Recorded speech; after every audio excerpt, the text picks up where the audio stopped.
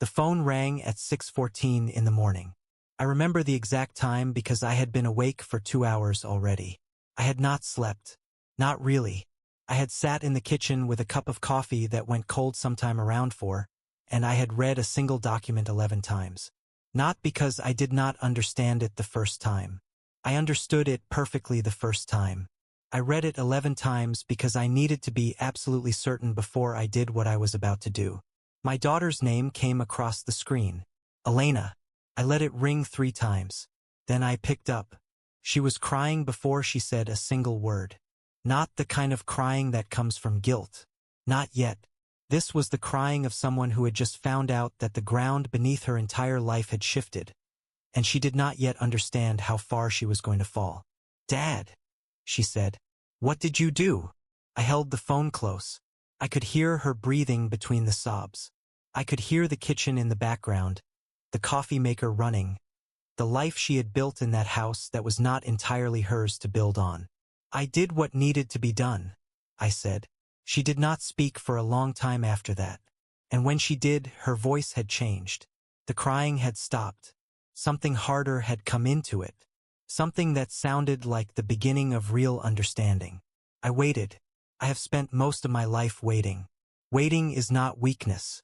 People mistake patience for passivity. They always have. My wife did. My daughter did. My daughter's husband certainly did. They all looked at me and saw an aging man who had lost his grip on things. A man who could be managed.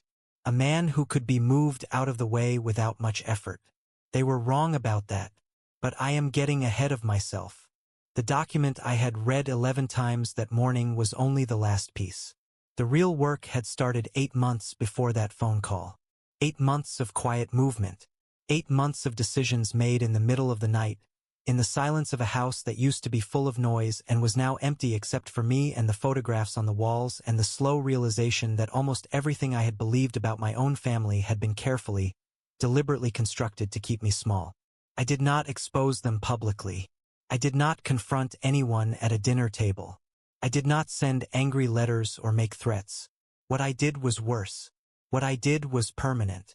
And by the time Elena called me that morning, it was already finished. My name does not matter. What matters is that for 31 years, I was married to a woman named Carol. We lived in a modest house in a town that most people have never heard of. I worked in commercial insurance for the better part of my career. Not glamorous work. Not the kind of work that makes people lean in at parties. But it paid well, and it taught me things that most people never bother to learn. How risk actually works. How money moves when people are not paying attention. How a single overlooked clause in a document can change the meaning of everything around it. Carol knew this about me. She respected it in the early years. She would ask my opinion on financial decisions, and I would give it, and she would listen. We were partners in the way that good marriages are partnerships. We trusted each other with the details. We had one child, Elena, born when I was 34 and Carol was 31. She was a bright child, curious, stubborn in a way that reminded me of Carol more than of myself. She grew up in that house, went to local schools, left for college at 18, and came back at 22 with a degree in marketing and a boyfriend named Marcus who would eventually become her husband. I liked Marcus at first. He was polite. He asked questions when we talked, which I took as a sign of genuine interest. He came from money, or what appeared to be money. His family had a house on the coast that they used in the summers.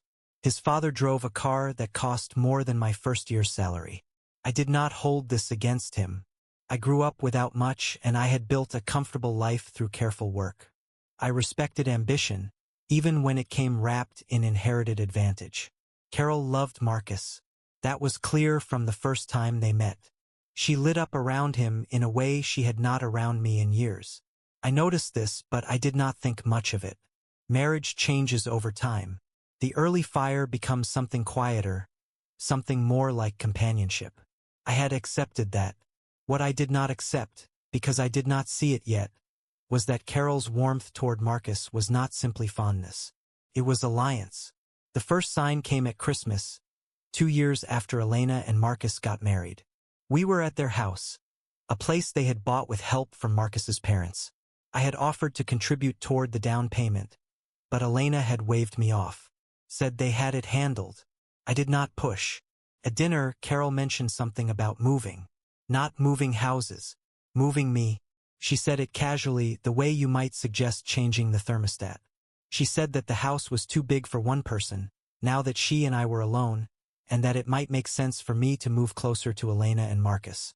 She said this while looking at Elena, not at me. Elena nodded. Marcus studied his plate. I said I had no plans to move. Carol changed the subject. That was the first thread. I did not pull on it then. I did not even recognize it as a thread. It was just a comment at a Christmas dinner that made me slightly uncomfortable and then disappeared into the noise of the evening. The second sign came in the spring. Carol began spending more time at Elena's house. She had always been close to our daughter, but this was different. She would leave in the morning and not come back until evening. When I asked where she had been, she would say she was helping Elena with the garden, or watching the neighbor's dog, or going through old photographs. Small things. Normal things. Nothing that warranted suspicion. But I noticed that when she came home, she was tired in a specific way. Not physically tired. Mentally drained. As though she had been holding a position in a long conversation and was relieved to finally set it down. I did not ask about this either. I was 62 years old. I had been married for 29 years. I had learned that not every mood required investigation. Carol was 59. She had begun to complain about her health in small ways. A stiffness in her knees. Trouble sleeping. A tiredness that did not go away with rest. I suggested she see a doctor. She said she would. She did not, at least not in any way I was aware of. The house we lived in was paid off. We had no mortgage. Our savings were substantial but not extraordinary. We had a retirement account, a small investment portfolio that I managed myself, and the equity in the house. I had always been the one to manage these things. Carol knew the general shape of our finances but not the precise details. This was not by design on my part. It was simply how it had always worked. I handled the numbers. She handled the household. I thought this arrangement was mutual. I thought we both understood what we each brought to the marriage. I was wrong about that, but I would not find out how wrong for another year. The last normal evening I can remember clearly was in late summer. Elena and Marcus came for dinner. Carol had cooked, which she rarely did anymore. The meal was good. The conversation was light. Elena talked about a project at work. Marcus talked about a trip they were planning. Carol smiled and refilled glasses and asked questions that showed she was listening. After dinner, while Elena and Carol were in the kitchen, Marcus and I sat on the back porch. The evening was warm. Crickets were starting up in the yard. Marcus looked at me and said something that did not strike me as unusual at the time. He said, "You know, Carol talks about you a lot when she's over here." I asked what she said. He smiled and shrugged. "Just that you work hard. That you've always taken care of things." I thanked him for saying that and finished my drink. That night, Carol went to bed early. I stayed up reading. The house was quiet. Everything felt exactly as it had felt for years. Stable. Predictable. Safe. Within 6 weeks, Carol would be dead. And I would begin to understand that the life I thought I knew had been dismantled from the inside, so carefully that I had not felt a single cut. Carol died on a Tuesday in October. A stroke. She was found in the living room by our neighbor, Mrs. Adler, who had come over to return a casserole dish. Carol was on the couch with the television on. The doctor said it likely happened quickly. He said this as though it were a comfort. The funeral was small. Elena handled most of the arrangements, which I appreciated. Marcus stood beside her at the graveside and held her hand and looked appropriately grieving. I stood on Elena's other side and felt the kind of emptiness that does not have a name. Not grief exactly. Something older than grief. The loss of a shared context. The sudden absence of someone who had known the interior of your daily life. After the funeral, I went home to an empty house and stayed there for 2 weeks, seeing almost no one. Elena called every day. She asked if I needed anything. I said no. She asked if I wanted to come stay with them. I said no. I wanted to be alone with the quiet for a while. It was during this quiet that I began to find things. Not immediately. The first week, I simply sat in the house and let the silence settle. The second week, I began to move through Carol's things. Not to clean them out, just to be near them. Her coats in the hall closet, her books on the nightstand, a box of photographs she had kept in the bedroom closet, sorted by year in a way that suggested she had organized them recently. It was in this box that I found the first document. It was a letter, not handwritten, typed on plain white paper with no letterhead. It was dated 3 months before Carol's death. It was addressed to Elena. I will not reproduce the full text here, because some details involved private legal language that I am still not entirely comfortable discussing. But the substance of it was this. Carol had been working quietly and over a period of at least 2 years to change the structure of our family's finances in a way that would, upon her death, transfer the majority of our shared assets away from me and into a trust controlled by Elena and Marcus. The letter was not a confession. It was instructions. It told Elena where certain documents were kept. It referenced accounts I had never heard of. It mentioned a name, an attorney, that I did not recognize. And it ended with a single sentence that I have read so many times since that I could write it from memory without looking. He will not see this coming, and by the time he does, there will be nothing left to fight. I set the letter down on the bed and sat very still for a long time. I did not feel anger. Not yet. What I felt was something closer to vertigo. The sensation of looking down from a great height and realizing that the ground you thought was solid was never there. That you had been standing on something constructed, something built to look real, and that the people who built it had been watching you stand on it the entire time. I went through the box again, more carefully this time. Behind the photographs, taped to the back panel of the box, I found a folded sheet of paper with account numbers. 2 of them. Neither was an account I recognized. I wrote them down in a notebook and put the notebook in my jacket pocket. Over the next 3 days, I found additional pieces. A receipt for a safe deposit box rental at a bank 40 miles from our house, under Carol's name alone. A printed email exchange between Carol and someone identified only by initials, discussing a timeline. The word transfer appeared 4 times. The word patience appeared twice. I did not confront Elena. I did not call the attorney whose name had appeared in the letter. I did not go to the bank. What I did was sit down at the kitchen table with my own records, which I had kept meticulously for 30 years, and I began to compare what I knew about our finances with what Carol's documents suggested about them. It took me the better part of a week to build a clear picture. And when I had it, the picture was this. Over a period of approximately 18 months, Carol had moved a significant portion of our joint savings into accounts that bore only her name. She had done this in small increments, amounts small enough that they did not trigger the alerts I had set on our primary checking account. She had used the joint credit card to create the appearance of normal spending, while the actual money was being redirected elsewhere. The total amount was not everything we had. It was roughly 40% of our liquid assets. Enough to be devastating. Not enough to be immediately obvious to someone who was not paying close attention to the numbers. I had not been paying close attention. I had trusted her. I sat with this knowledge for 2 days before I allowed myself to feel anything about it. I wanted to understand the full shape of it before I let emotion into the room. Emotion makes decisions. I did not want to make decisions yet. When I finally allowed myself to feel it, sitting alone in the kitchen at 2 in the morning, what came was not rage. It was a deep and quiet recognition. Recognition that I had been underestimated. That Carol and Elena and Marcus had all looked at me and seen someone who could be managed. Someone whose trust could be used as a tool. Someone who would not notice or who would notice too late to do anything about it. They had judged me wrong, but they did not know that yet. The hardest part of the next 2 weeks was dinner. Elena called and asked me to come over for a meal. She said she was worried about me. She said I sounded distant on the phone. She said Marcus had made my favorite, a simple roast with potatoes, the kind of meal Carol used to make on Sundays when I was younger. I said yes. I put on clean clothes and drove to their house and sat at their table and ate the roast and listened to Elena talk about her week. Marcus poured wine and asked me about the house, whether I had thought any more about selling it. I said I had not. Elena exchanged a look with Marcus that lasted less than a second. Caught it.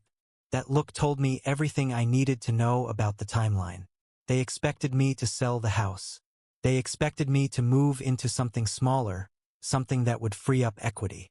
And they expected the trust that Carol had set up to be the vehicle through which that equity would eventually reach them. I smiled and said the roast was excellent. After dinner, Elena walked me to my car. The evening air was cold. She put her hand on my arm and squeezed, the way she had done since she was small, and she said, "Dad, I just want you to be okay." I looked at her face in the porch light. She looked sincere. That was the part that was hardest to reconcile. Elena had always been capable of sincerity. It was one of the things I loved about her. But sincerity and honesty are not the same thing. A person can genuinely want you to be okay while also wanting something from you. These two desires can exist in the same heart without contradiction. I squeezed her hand back and said I was fine. In the car, driving home, I made a decision. I would not confront her. Not now. Not ever if I could help it. Confrontation gives the other person a chance to prepare. It lets them know the game has changed. It turns a quiet advantage into a loud one, and loud advantages are easier to defend against. I had something better than confrontation. I had information, and I had time. The next morning, I made 3 phone calls. The first was to my own attorney, a man named Gerald Whitmore, who had handled my affairs for 15 years. I did not tell him everything on that first call.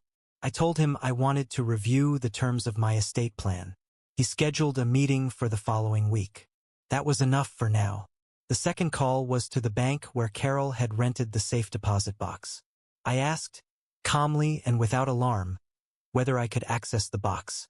The woman on the phone told me that since the box was in Carol's name alone, I would need to go through the estate process to access it. She gave me the name of someone in their trust department who could walk me through the steps. I thanked her and wrote down the name. The third call was to a man I had known for years but had not spoken to in some time. His name was Robert Kellner. Robert had worked in financial investigation before he retired. We had met through a mutual acquaintance years ago and had maintained a loose friendship built mostly on occasional phone calls and a shared interest in how money moves when people are not watching it. I asked Robert if he would be willing to look into 2 account numbers for me. I did not explain why. Robert did not ask. He said he would see what he could find and call me back. After I hung up, I sat in the kitchen for a long time. The house was quiet. The photographs of Carol were still on the walls. I had not taken any of them down, and I did not plan to. They were part of the record of what had happened, and I wanted to keep the record intact until I understood it fully. There is a particular kind of loneliness that comes from discovering that someone you loved was not entirely who you thought they were. It does not erase the love. It does not even diminish it, exactly. What it does is add a layer of grief on top of the grief you are already carrying. You are mourning the person, and at the same time, you are mourning the version of that person you believed in. 2 losses at once. I allowed myself to feel this, but only in the evenings, after I had spent the day working on the practical matters. Grief is not something I could afford to let run the clock. Elena called every other day. I answered. I sounded the way I was supposed to sound. Tired. Sad. A little lost. This was not entirely an act. I was sad. I was also lost, in the way that any person is lost when they discover that the map they have been following was drawn by someone who did not want them to arrive. Marcus texted occasionally. Short messages. Thinking of you. Hope you had a good day. Polite. Performative. I responded in kind. Neither of them knew what I had found. Neither of them knew that I was already, quietly, beginning to understand the full scope of what had been done to me. And neither of them knew that understanding was not the end of the process. It was only the beginning. The silence I kept during those weeks was not passive. It was the most active thing I had ever done in my life. Gerald Whitmore's office smelled like old wood and coffee. He had been practicing estate law in our area for over 20 years, and his office reflected the kind of quiet competence that does not advertise itself. When I sat down across from his desk, I told him what I had found. All of it. The letter. the account numbers, the safe deposit box, the pattern of small transfers. Gerald listened without interrupting. When I finished, he was quiet for a moment. Then he asked me a single question. Do you want to recover the money, or do you want to make sure this cannot happen again? I said both, but I said the second one was more important. He nodded, as though this was the answer he expected.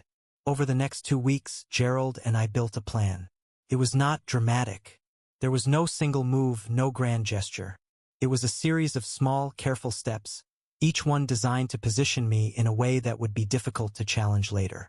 The first step was documentation. Gerald advised me to create a formal written record of everything I had found, dated and signed, with copies stored in multiple locations. I did this over 2 days, writing out a clear account of each document I had discovered, what it said, and what I understood it to mean. Gerald kept one copy. I kept one in my own safe deposit box at a different bank. A third copy went into a sealed envelope that I mailed to myself and did not open. The second step was legal. Gerald filed a petition with the probate court to have Carol's estate formally opened and inventoried. This was a routine process, the kind of thing that happens in most deaths. But Carol's estate had not yet been formally addressed because Elena had been handling things informally. The petition would require a full accounting of all assets, including any accounts opened in Carol's name alone during our marriage. This was important.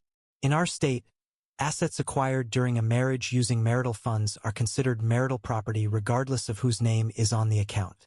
Carol's transfers were not gifts. They were not inheritance. They were redirections of money that belonged to both of us. The law was clear on this point. The third step was the one that required the most patience. I needed to understand exactly where the money had gone and whether it had already been moved again after Carol's death. Robert Kellner had begun looking into the 2 account numbers I had given him. His findings came back in pieces over the course of several days. The first account was a savings account at a regional bank. It held a substantial balance. Carol had been the sole owner. The account was still active. The second account was more complicated. It was a brokerage account, also in Carol's name, but the beneficiary listed on the account was Elena. This meant that upon Carol's death, the contents of that account would transfer directly to Elena without going through probate, without appearing on any estate inventory, without my knowledge or consent. This was the mechanism. This was how they planned to move the money past me entirely. Gerald, when I told him about this, did not raise his voice. He simply said, "Then we need to act before that transfer completes." We did. Gerald filed an emergency motion with the court, citing the marital property claim, and requested a temporary freeze on any accounts identified as holding marital funds. The court granted the motion within 48 hours. It was not unusual. Courts do this regularly in divorce and estate disputes. There was nothing dramatic about it. It was paperwork. It was process. But it stopped the clock. The freeze meant that Elena could not touch the money in that brokerage account. Not until the court had reviewed the marital property claim and made a determination. This could take months. But the money was not going anywhere. I told no one about any of this. Not Elena. Not Marcus. I continued to answer Elena's calls. I continued to sound like a man who was grieving quietly and slowly adjusting to life alone. I continued to go to dinner at their house when invited. I continued to smile at the right moments and nod when Marcus talked about real estate prices or the cost of raising children. I was not acting. I was simply choosing which parts of myself to show and which parts to keep private. Everyone does this. I was simply doing it with more intention than most people ever have reason to. There were moments during this period when the weight of it pressed down on me.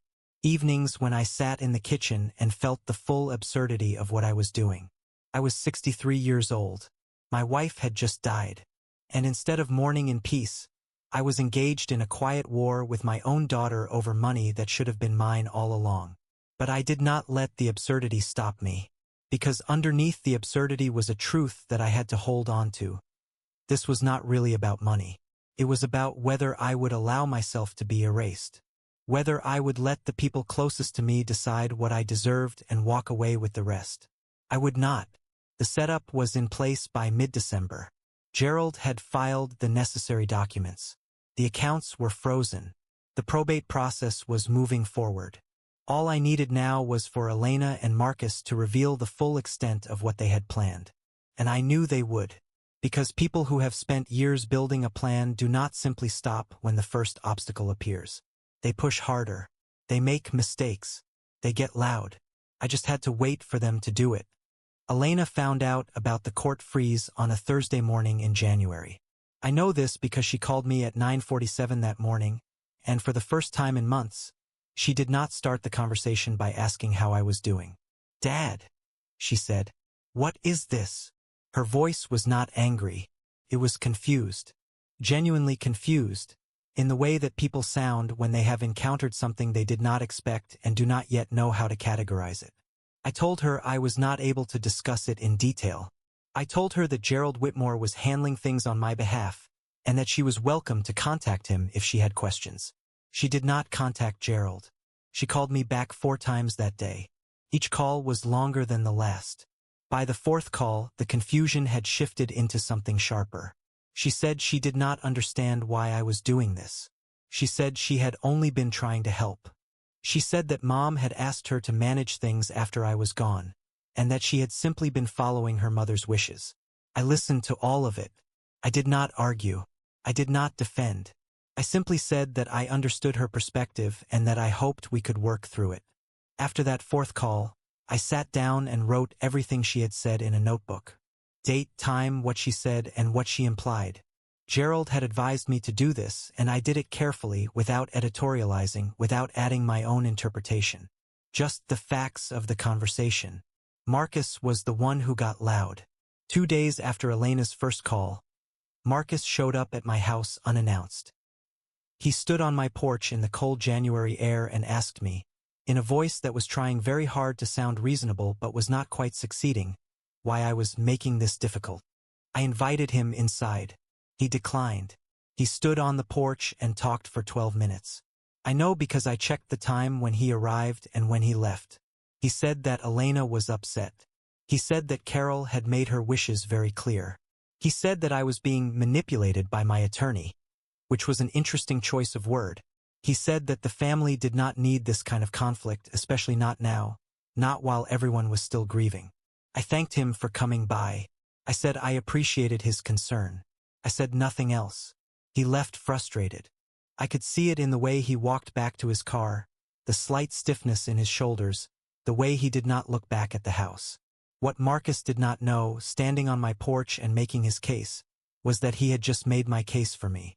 Because in the process of trying to convince me to back down, he had confirmed several things that I needed confirmed. He had confirmed that Elena knew about the accounts. He had confirmed that they had expected to access the money without my involvement. And he had confirmed, by the way he framed Carol's wishes as the authority in the situation, that the plan had not been Carol's alone. It had been coordinated. Elena and Marcus had been part of it. Possibly from the beginning. I recorded the conversation. Not secretly, not illegally. Our state allows one-party consent for recorded conversations. I had turned on my phone before I opened the door. The recording was clear. Every word Marcus said was on it. I sent it to Gerald that evening. The next piece of evidence came from Elena herself, and it came without any effort on my part. In late January, Elena sent me an email.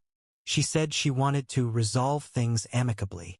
She proposed that I sign a document, drafted by an attorney she had hired, that would formalize an agreement between us regarding Carol's estate. The document, which she attached to the email, was 8 pages long. I read it carefully. It was written in plain language, which was unusual for a legal document, and this plainness made it more revealing, not less. The document proposed that I would receive a small portion of the estate, described as a fair share given the circumstances, and that the remainder would go into a trust managed by Elena and Marcus. The phrase, "given the circumstances," was not defined anywhere in the document. I forwarded the email and the attachment to Gerald without comment. He called me back within the hour. When he finished reading it, he said, simply, "This is extraordinary." What he meant was this: Elena had just put in writing a proposal that demonstrated a clear intent to minimize my share of assets that were legally mine. She had done this voluntarily. She had done this without any prompting from me. And she had done it via email, which meant there was a timestamp, a record, and proof of receipt. It was the kind of mistake that people make when they believe they are dealing with someone who will not fight back. When they have already decided, in their own minds, that the outcome is inevitable and the paperwork is a formality. Gerald advised me not to respond to the email. I did not respond. Instead, I let the process continue. The probate court had scheduled a hearing for February to review the marital property claims. I prepared for it. Gerald prepared for it. We gathered every document I had found, every email, every record of the frozen accounts, and the recording of Marcus's visit. Elena and Marcus did not know the hearing was coming. Gerald had filed the relevant motions through standard channels, and the notifications had gone to the estate, not to Elena personally. By the time Elena's own attorney informed her of the hearing date, we were already 2 weeks from it. The week before the hearing, Elena called me again. This time she was crying. She said she was sorry. She said she had not meant for things to get this complicated. She said she loved me and did not want our family to fall apart over money. I listened. I told her I loved her too. I told her that I hoped we could talk about everything after the hearing. She asked me what hearing. I told her Gerald could explain. That was the last conversation we had before everything changed. The hearing lasted 3 hours. I will not describe every detail of what happened in that courtroom, because much of it was procedural and technical in a way that would not be useful to anyone reading this.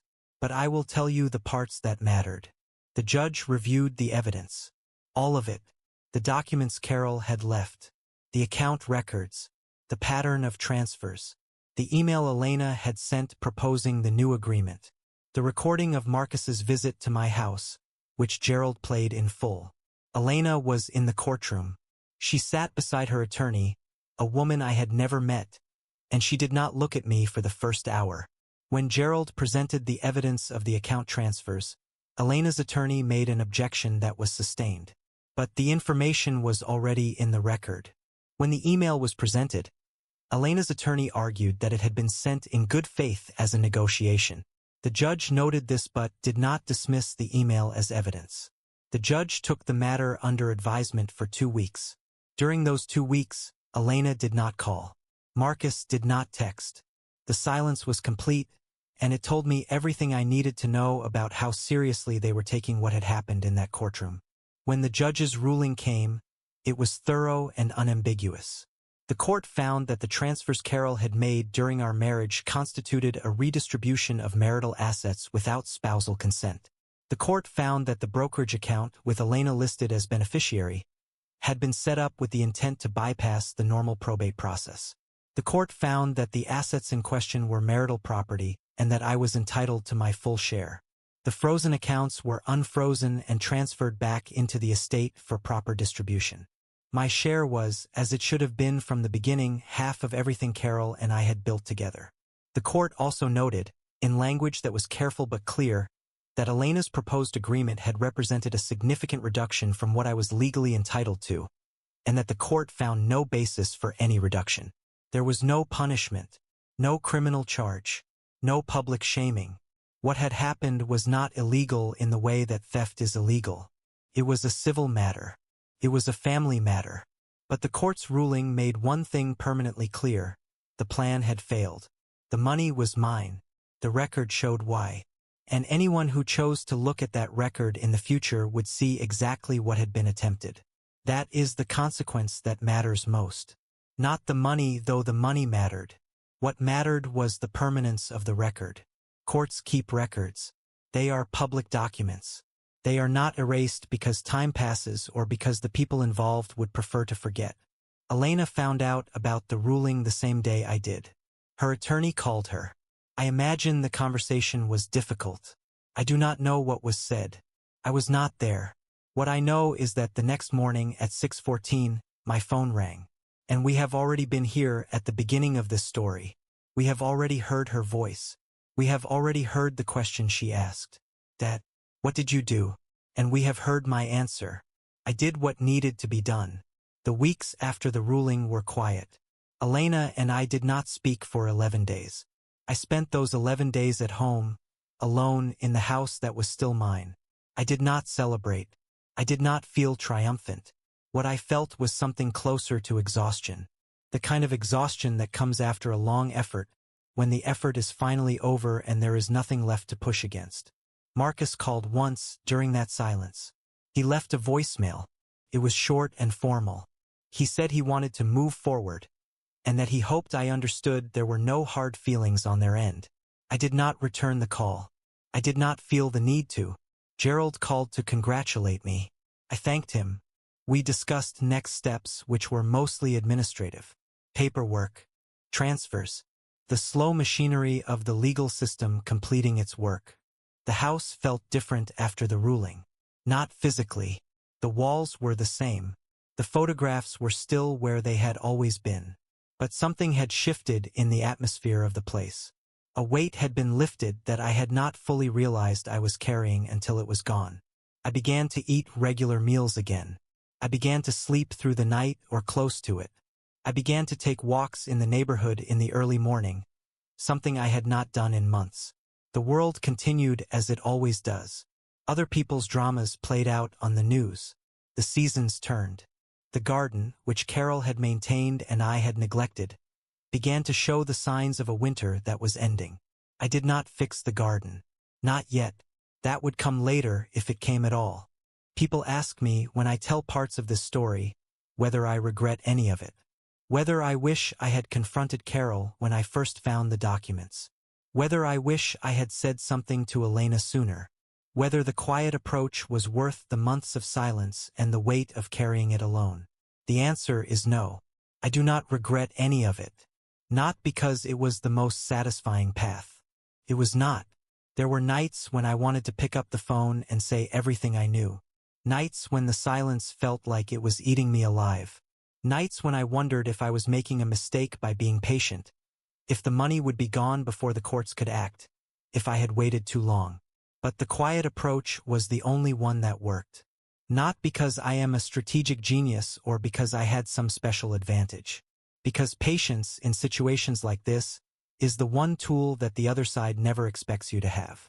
Elena and Marcus expected me to react. They expected anger, or confusion, or helplessness. They expected me to make noise. And noise in a legal and financial dispute is almost always a disadvantage. It gives the other side time to prepare. It reveals your hand. It turns a position of strength into a position of desperation. I gave them none of that. I gave them silence. And into that silence, they poured everything they had. They made assumptions. They sent emails. They showed up at my door and said things they should not have said.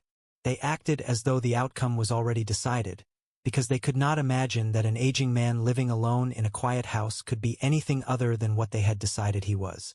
That is the deepest lesson of this entire experience. Not about money, not about family, about how people see each other. We decide very quickly what someone is capable of. We look at a person's age, their habits, their apparent circumstances, and we build a version of them in our minds that is fixed and simple. And then we act on that version as though it were real. My wife saw a man who handled the numbers but did not understand power. My daughter saw a father who needed to be managed. My son-in-law saw an old man who could be moved aside with the right amount of politeness. They were all wrong. Not because I am exceptional. Because they stopped looking at me as a person and started looking at me as a category. I think about this often now, in the mornings when the house is quiet and the light comes through the kitchen window in that particular way it does in early spring. I think about how many people in the world are being seen incorrectly right now. How many quiet people are being underestimated by the loud ones. How many patient people are being dismissed by the impatient ones. And I think about how, in almost every case, the quiet person will eventually have their turn. Not because the world is fair. It is not. But because the quiet person is, by definition, the one who is still paying attention when everyone else has stopped. I am 64 now. The house is paid off.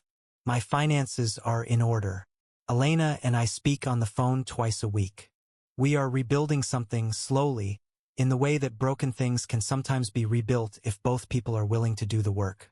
Marcus and I have not spoken since his voicemail. I do not know if we ever will.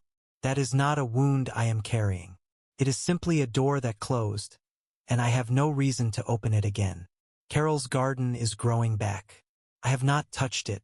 The plants are doing what plants do when no one interferes, coming back on their own terms, in their own time, according to their own logic. I find that I am comfortable with this. There is one thing I want to leave you with, and it is not a lesson or a moral. It is simply an observation. The people who tried to take from me believed that I would not fight. And in a sense, they were right. I did not fight. Fighting implies noise and force and confrontation. What I did was something quieter than fighting. I simply refused to disappear. I stayed. I watched. I documented. I waited. And when the moment came, I let the truth do what truth does when it is finally given a clear path forward. It did its job.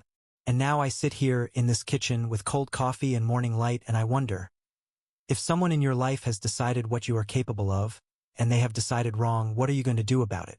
People ask me when I tell parts of this story whether I regret any of it. Whether I wish I had confronted Carol when I first found the documents.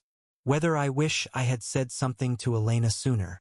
Whether the quiet approach was worth the months of silence and the weight of carrying it alone. The answer is no. I do not regret any of it. Not because it was the most satisfying path. It was not. There were nights when I wanted to pick up the phone and say everything I knew. Nights when the silence felt like it was eating me alive. Nights when I wondered if I was making a mistake by being patient. If the money would be gone before the courts could act. If I had waited too long. But the quiet approach was the only one that worked. Not because I am a strategic genius or because I had some special advantage. Because patience in situations like this is the one tool that the other side never expects you to have. Elena and Marcus expected me to react. They expected anger, or confusion, or helplessness. They expected me to make noise. And noise in a legal and financial dispute is almost always a disadvantage. It gives the other side time to prepare. It reveals your hand. It turns a position of strength into a position of desperation. I gave them none of that. I gave them silence. And into that silence, they poured everything they had. They made assumptions. They sent emails. They showed up at my door and said things they should not have said. They acted as though the outcome was already decided, because they could not imagine that an aging man living alone in a quiet house could be anything other than what they had decided he was. That is the deepest lesson of this entire experience. Not about money, not about family, about how people see each other. We decide very quickly what someone is capable of. We look at a person's age, their habits, their apparent circumstances, and we build a version of them in our minds that is fixed and simple. And then we act on that version as though it were real. My wife saw a man who handled the numbers but did not understand power. My daughter saw a father who needed to be managed. My son-in-law saw an old man who could be moved aside with the right amount of politeness. They were all wrong. Not because I am exceptional. Because they stopped looking at me as a person and started looking at me as a category. I think about this often now, in the mornings when the house is quiet and the light comes through the kitchen window in that particular way it does in early spring. I think about how many people in the world are being seen incorrectly right now. How many quiet people are being underestimated by the loud ones. How many patient people are being dismissed by the impatient ones. And I think about how, in almost every case, the quiet person will eventually have their turn. Not because the world is fair. It is not. But because the quiet person is, by definition, the one who is still paying attention when everyone else has stopped. I am 64 now. The house is paid off. My finances are in order. Elena and I speak on the phone twice a week. We are rebuilding something slowly, in the way that broken things can sometimes be rebuilt if both people are willing to do the work. Marcus and I have not spoken since his voicemail. I do not know if we ever will. That is not a wound I am carrying. It is simply a door that closed, and I have no reason to open it again. Carol's garden is growing back. I have not touched it. The plants are doing what plants do when no one interferes, coming back on their own terms, in their own time, according to their own logic. I find that I am comfortable with this. There is one thing I want to leave you with, and it is not a lesson or a moral. It is simply an observation. The people who tried to take from me believed that I would not fight. And in a sense, they were right. I did not fight. Fighting implies noise and force and confrontation. What I did was something quieter than fighting. I simply refused to disappear. I stayed. I watched. I documented. I waited. And when the moment came, I let the truth do what truth does when it is finally given a clear path forward. It did its job. And now I sit here in this kitchen with cold coffee and morning light, and I wonder, if someone in your life has decided what you are capable of, and they have decided wrong, what are you going to do about it? The second discovery came exactly 43 days after the court ruling. I had not been looking for it. That is important to understand. By that point, I had closed the chapter in my mind. The legal matters were settled. The money was where it belonged. Elena and I were talking again carefully, like two people learning to walk on new ground after an earthquake. But the safe deposit box. I had forgotten about the safe deposit box. Not forgotten exactly. I had simply not prioritized it. Gerald had told me we could access it through the estate process, and the estate process was moving at its own pace, and I had let it move without pushing. There was no urgency, or so I thought. The letter from the bank came on a Tuesday. A simple notice. The estate had cleared probate on that particular item, and I was free to collect the contents of the box at my convenience. I drove there the next morning. The box was smaller than I expected.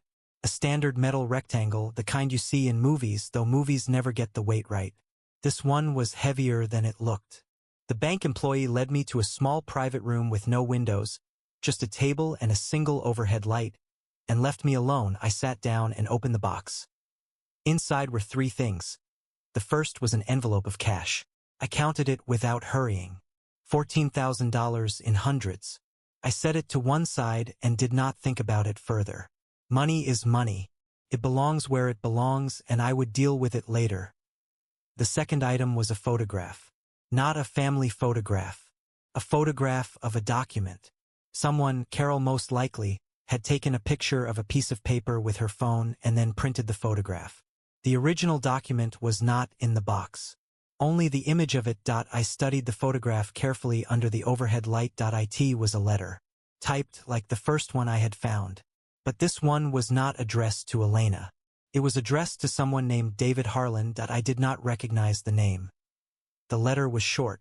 For paragraphs. The first paragraph thanked David Harlan for his work over the past 2 years. The second paragraph referenced payments that had been made to him, totaling an amount that made me set the photograph down and pick it back up again to make sure I had read the number correctly. The third paragraph was the one that changed things. It described, in plain and careful language, a series of transactions that had been made not only from our joint accounts but from a separate source. A source I had never known about. An account that had existed, according to the letter, for over a decade. An account that was not in Carol's name and was not in my name and was not in Elena's name. It was in the name of a company. A company I had never heard of. The fourth paragraph was a single sentence. It read, "If anything happens to me, David will know what to do." I read the letter 7 times. Then I put it back in the envelope with the cash and closed the box and sat in that small windowless room for 20 minutes without moving. David Harlan. I wrote the name in my notebook when I got home. I wrote it carefully, the way you write something you intend to return to. Then I sat at the kitchen table and thought about what I already knew and what I did not know and what the distance between those two things might contain. What I knew was this. Carol had maintained a financial relationship with someone named David Harlan that had lasted at least 2 years, possibly longer. She had paid him substantial sums. He had done work for her, though the nature of that work was not specified in the letter. And he had been trusted with something important enough that Carol designated him as the person to act if she could no longer act herself. What I did not know was everything else. I did not call Gerald that evening. I wanted to sit with it first. I wanted to understand the shape of the thing before I brought another person into the room. That night, I did something I had not done in months. I went back through Carol's things. Not the box in the bedroom closet. I had already been through that thoroughly. I went through the filing cabinet in the study, the one Carol had always said contained old tax records and insurance paperwork. She had not been lying about that. It did contain tax records and insurance paperwork. But it also contained filed between two folders labeled 2018 and 2019. A single sheet of paper with a phone number and the initials DHI stared at that sheet of paper for a long time. Then I put it in my pocket and went to bed that I did not sleep. I spent 3 days researching David Harlan before I told anyone what I had found. Robert Kellner, the man who had helped me trace the account numbers earlier, was not someone I contacted this time. What I needed now was not financial investigation. It was something quieter. I needed to understand who David Harlan was and what his relationship to Carol had been, and I needed to do this without alerting him that anyone was asking, so I did it myself. David Harlan was not a difficult person to find information about. He was not hiding. He had a business registered in our county, a small consulting firm with a vague name that could have meant almost anything. His website, which I found after 20 minutes of searching, said he specialized in financial planning and asset management for individuals and families. His photograph on the site showed a man in his mid-50s, clean-shaven, with the kind of face that suggests competence without warmth. I recognized the look. It was the look of someone who had spent years sitting across from people in vulnerable situations and had learned exactly how to appear trustworthy without actually being trustworthy. I did not call him. I did not email him. I simply watched from a distance for a few days. I drove past his office once. It was a modest storefront in a strip mall, sandwiched between a dry cleaner and a tax preparation service. The kind of place that does not attract attention. On the second day, I went to the county business registry and pulled his filing records. The consulting firm had been registered 11 years ago. 11 years. That meant David Harlan had been doing whatever he was doing for Carol for longer than the letter in the safe deposit box had suggested. The letter had referenced 2 years of work. But the company had existed for 11. This was a different timeline than anything I had previously understood. On the third day, I called Gerald. I told him everything. The safe deposit box, the photograph of the letter, the company, the 11-year timeline. Gerald was quiet for a long time after I finished talking. Then he asked me a question I had not considered. Did Carol ever mention financial advice from anyone outside of you? I thought about this, and as I thought about it, something surfaced. A memory from years ago, maybe 6 or 7 years back. Carol had mentioned, casually, that she had spoken to someone about making sure things were set up correctly for our retirement. I had assumed she meant a bank representative or someone at the insurance company. I had not asked for details. It had not seemed important at the time. I told Gerald this. He nodded, though we were on the phone and I could not see it. I knew he was nodding because his silence had that particular texture. The silence of someone fitting a piece into a puzzle and watching the picture become clearer. I want to meet with David Harlan, Gerald said. I agreed. But I told him I wanted to be present. Not as a party to the conversation. Not as someone identified as Carol's husband. I wanted to be in the room, quietly, as someone Gerald had brought along for a second opinion. We set the meeting for the following week. In the meantime, I continued my routine. I called Elena. We talked about ordinary things. She mentioned that she and Marcus were thinking about repainting the living room. I said that sounded nice. She asked if I wanted to come for dinner on Saturday. I said yes. At dinner. I watched Marcus. I watched the way he ate, the way he talked, the way he looked at Elena when he thought no one was watching. I was looking for something specific. Not guilt. Not nervousness. Something more subtle than either of those things. What I was looking for was knowledge. Did Marcus know about David Harlan? Did he know about the company? Did he know about the 11 years? I could not tell. Marcus was not a man who revealed things easily, even when he was not trying to hide them. His face was smooth in the way that certain faces are smooth. Not because nothing was happening beneath the surface, but because he had learned, over years of practice, how to keep the surface still. I smiled and ate my dinner and talked about the weather and said nothing about any of it. Saturday ended. Sunday came. Monday came. And on Tuesday, Gerald and I drove together to the strip mall office of David Harlan's consulting firm. The waiting room smelled like new carpet and recycled air. A woman at a desk offered us water, which we declined. We waited 4 minutes. Then a door opened and David Harlan walked out and shook Gerald's hand and looked at me with an expression that was perfectly neutral. "And this is?" he asked Gerald. "A colleague," Gerald said. "I hope that is all right." Harlan looked at me for 1 second longer than was necessary. Then he smiled and said of course and led us into his office. The office was clean, organized. A single bookshelf with titles I recognized as standard financial planning references. A desk with nothing on it except a laptop and a glass of water. The kind of space that was designed to communicate reliability.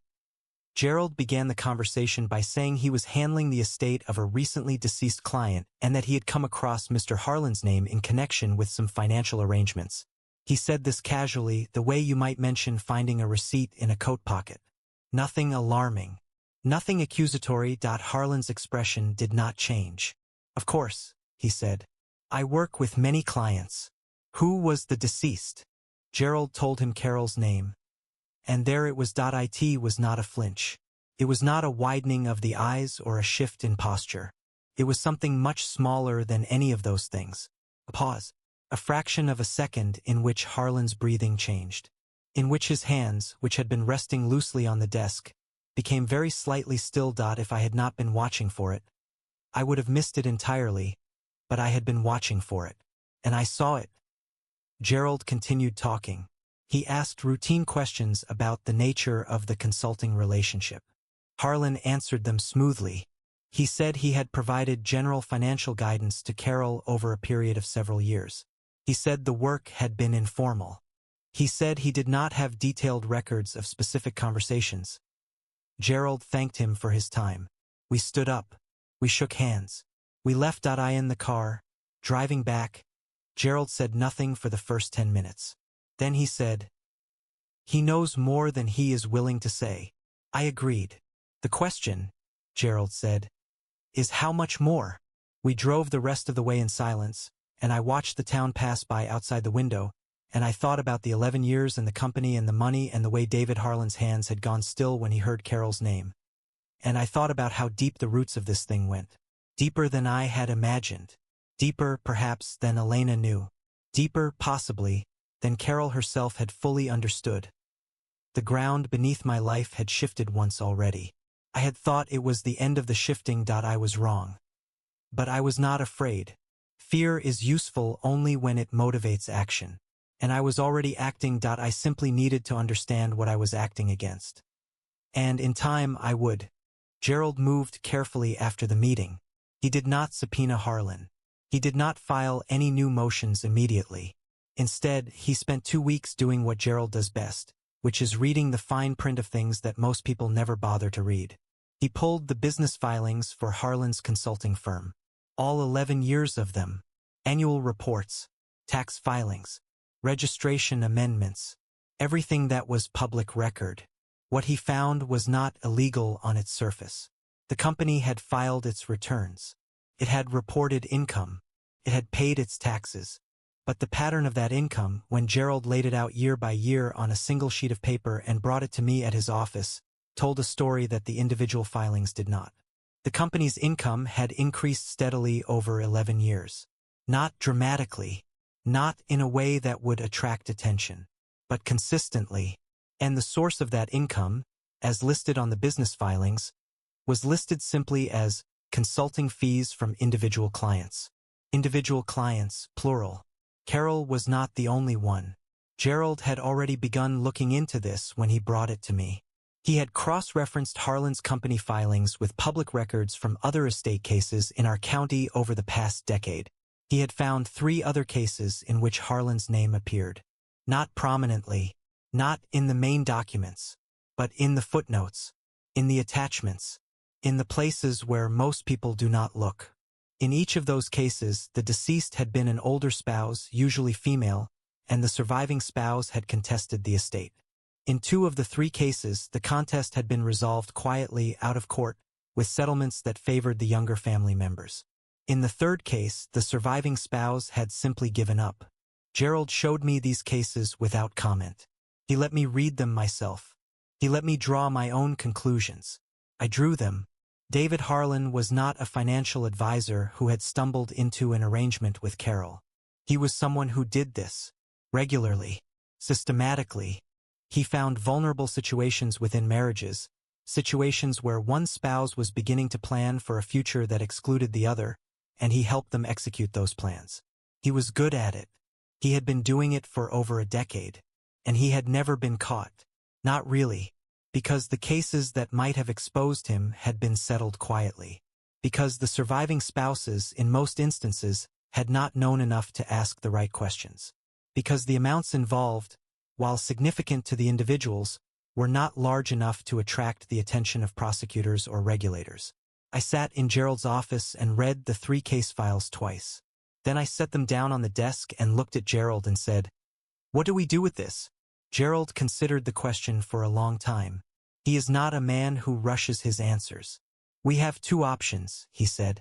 "The first is that we use what we know to recover whatever Carol paid him and to protect your interests going forward. That is the safe option. It keeps us inside the boundaries of your estate case and does not require us to take on any additional risk." I asked about the second option. "The second option," Gerald said, "is that we bring this to the attention of the State Bar and the Financial Regulatory Authority. We present the pattern. We present the cases. We let them investigate." I asked what the risk was with the second option. Gerald said the risk was time.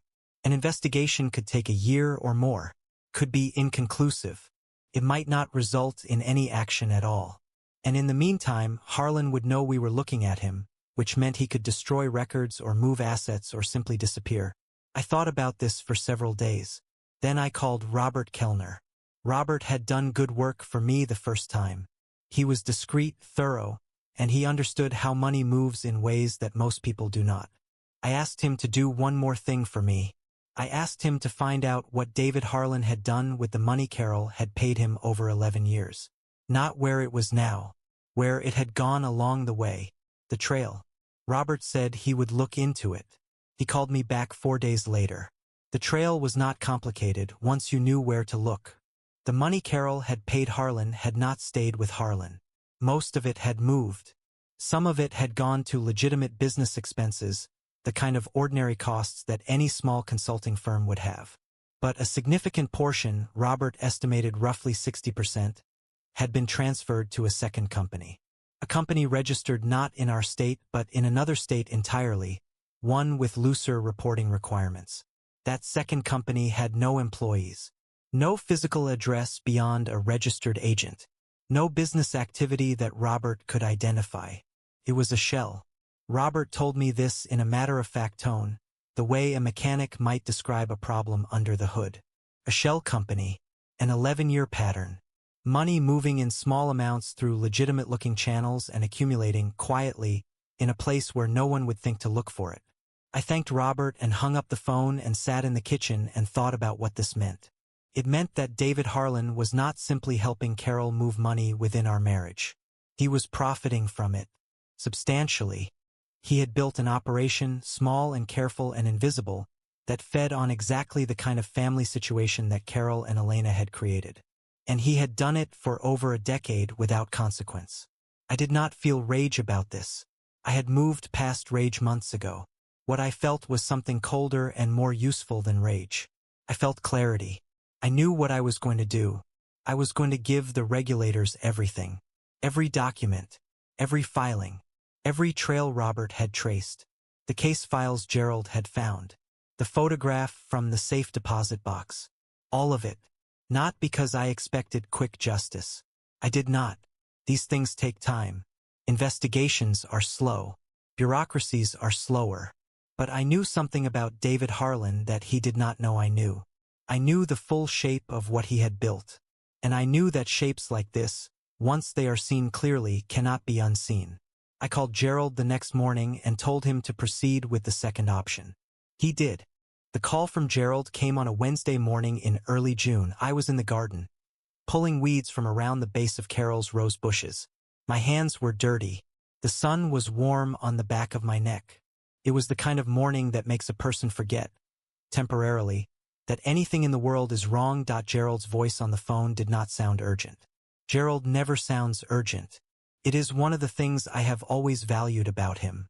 He delivers information the way a doctor delivers a diagnosis. Clearly, without unnecessary emotion. And then he lets you sit with it. David Harlan tried to destroy documents. Gerald said. I set down the gardening gloves and walked inside. Gerald explained what had happened. 3 days earlier, Harlan had gone to a storage facility on the east side of town. A facility where, according to the investigation, he had been keeping physical records related to his consulting business for the better part of a decade. He had rented a unit there under the name of his company. The unit was paid for through the shell company that Robert Kellner had identified months earlier. Harlan had gone to that unit at 11 o'clock on a Sunday night. He had brought a portable shredder.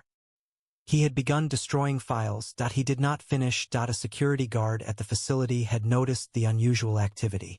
A man shredding documents late at night in a storage unit is not something that happens often enough to be ignored. The guard had called the police. The police had arrived before Harlan had finished the job. What remained was partial.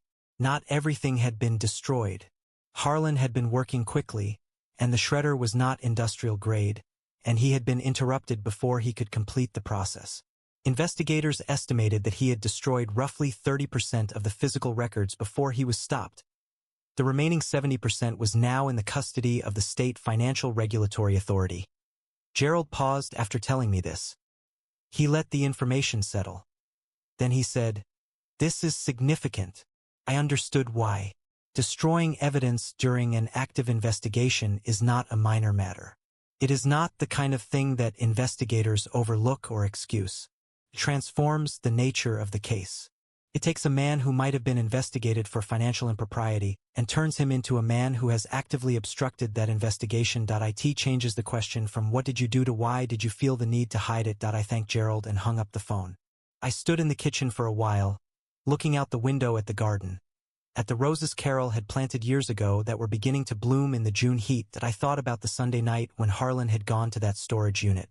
I thought about what must have been going through his mind. The calculation he must have made. The risk he must have weighed against the alternative. He had decided that destroying the records was worth the chance of getting caught, because keeping them was worse.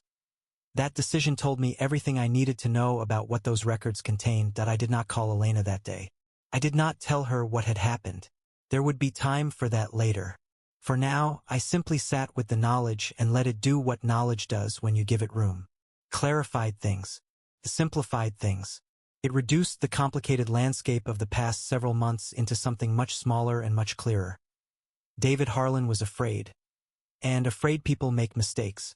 Elena called in late August and asked me to dinner. Not at her house. Not at the quiet restaurant where we had talked before. She wanted to go somewhere new. Somewhere neither of us had been. She said she wanted a clean table. No history attached to it. I agreed. We chose a place about 30 minutes from town. A small restaurant on a county road, the kind of place that locals know about but that does not appear on any list or guide. The food was simple. The lighting was warm. There was no background music, which I appreciated. I have never liked eating in noise. Elena was already seated when I arrived. She had ordered water for both of us.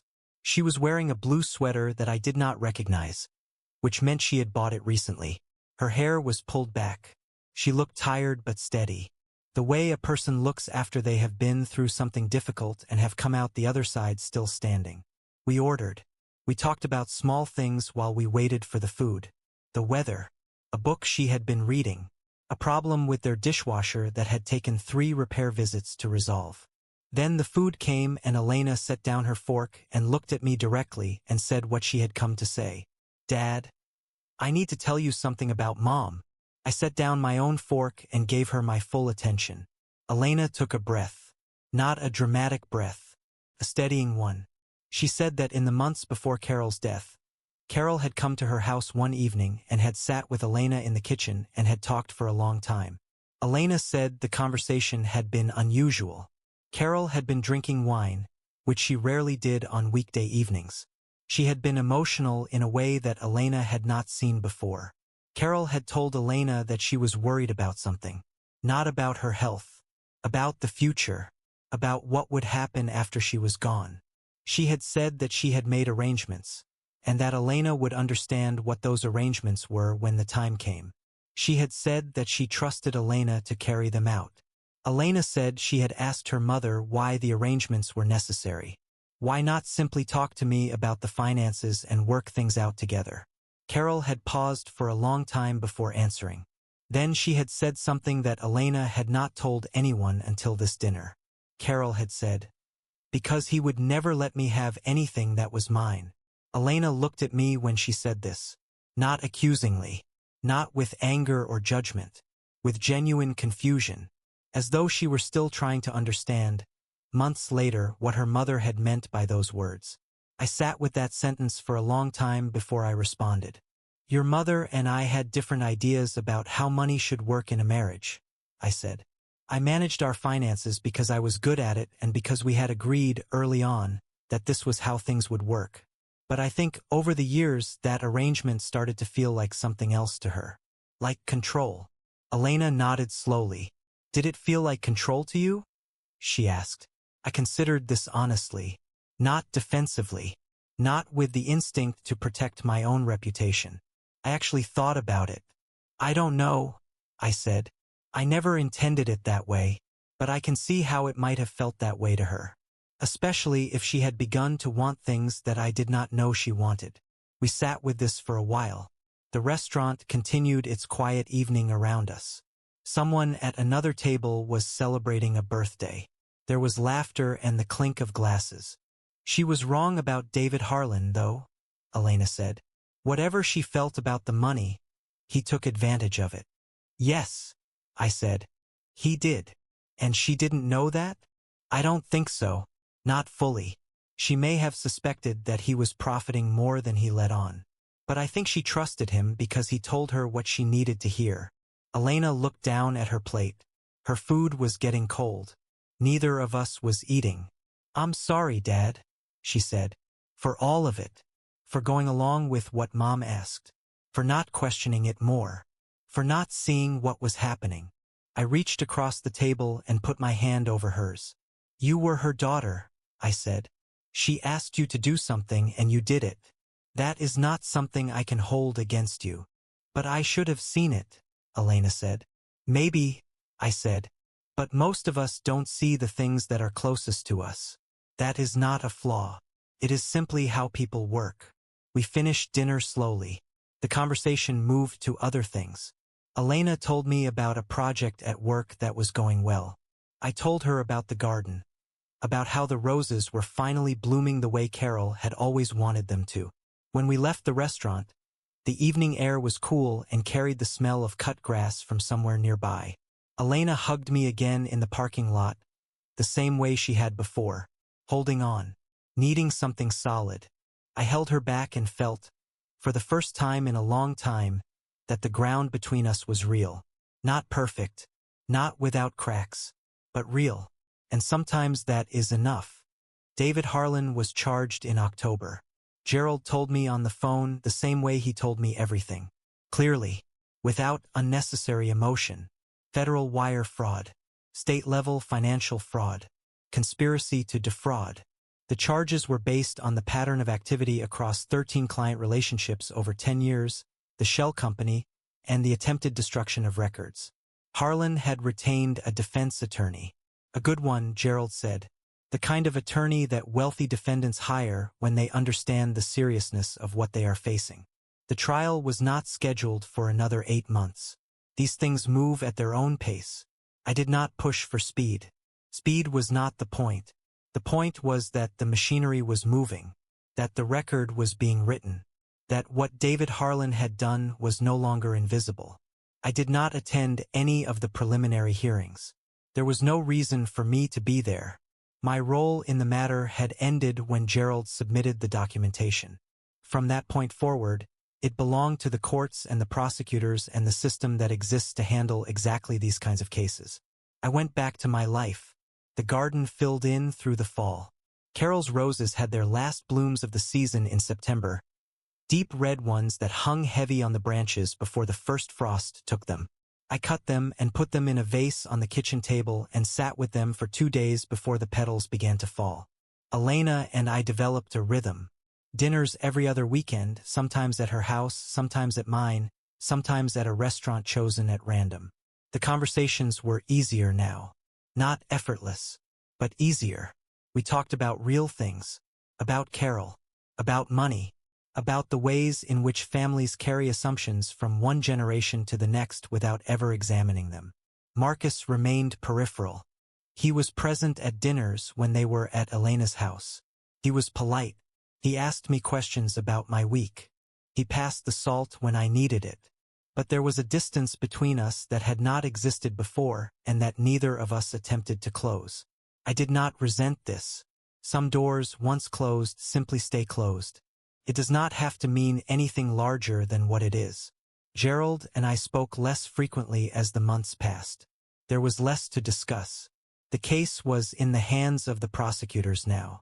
Gerald had done his work and done it well, and the matter had moved beyond the scope of what an estate attorney needed to be involved in. Before we ended our working relationship, Gerald asked me a question that I have carried with me since.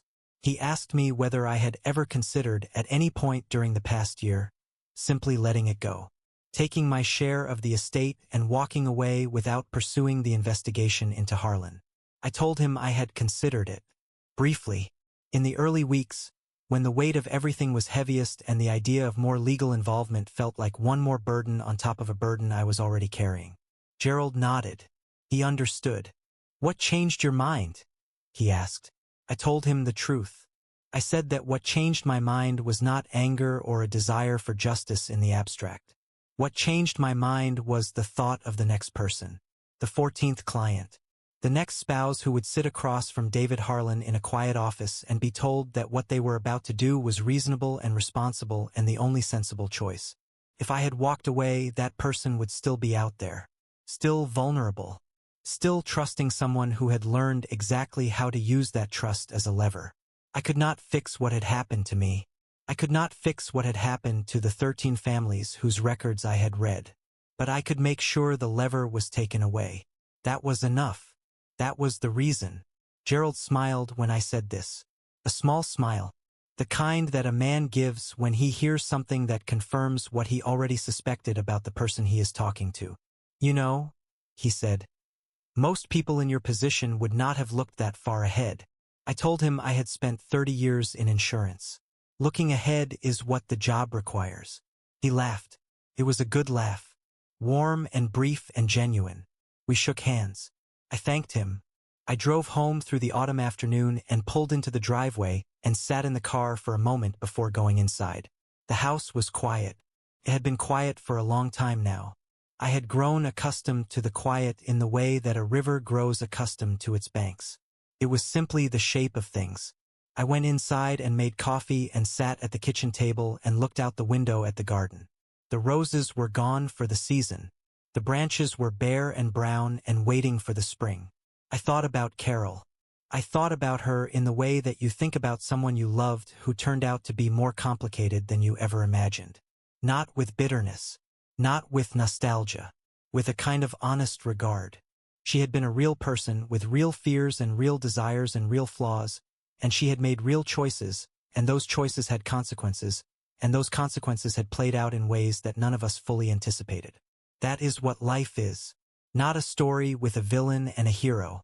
A collection of people making decisions in the dark, hoping they are making the right ones and finding out sometimes years later whether they were.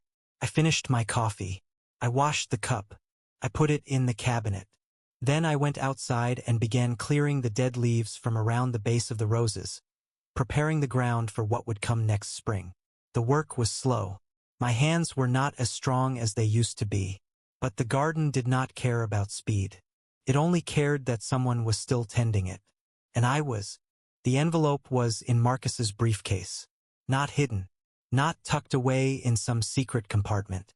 It was simply sitting there, between a folder of tax documents and a copy of their mortgage statement, as though someone had slipped it in during an ordinary moment and forgotten about it. Or as though someone had placed it there deliberately, knowing exactly when it would be found. Marcus found it on a Thursday evening in late November.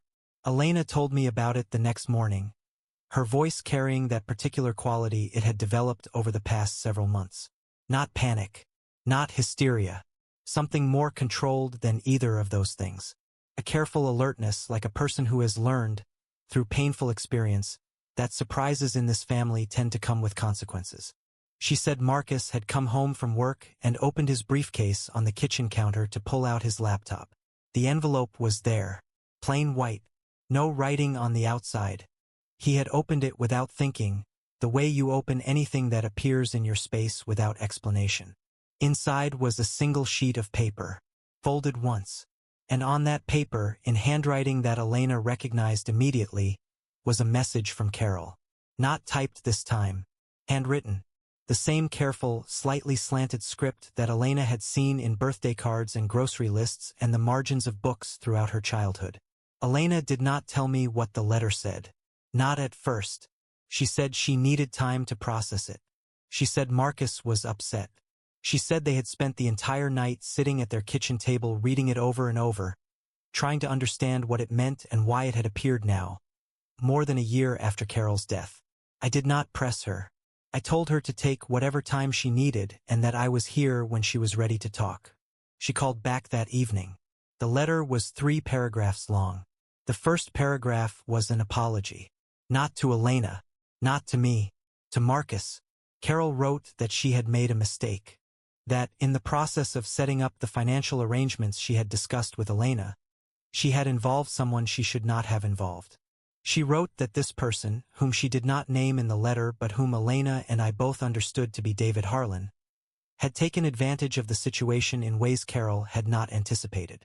She wrote that she had discovered this sometime in the months before her death, and that she had not known how to fix it without unraveling everything she had already put in place. The second paragraph was more difficult to read. Elena said. Carol wrote about Marcus directly.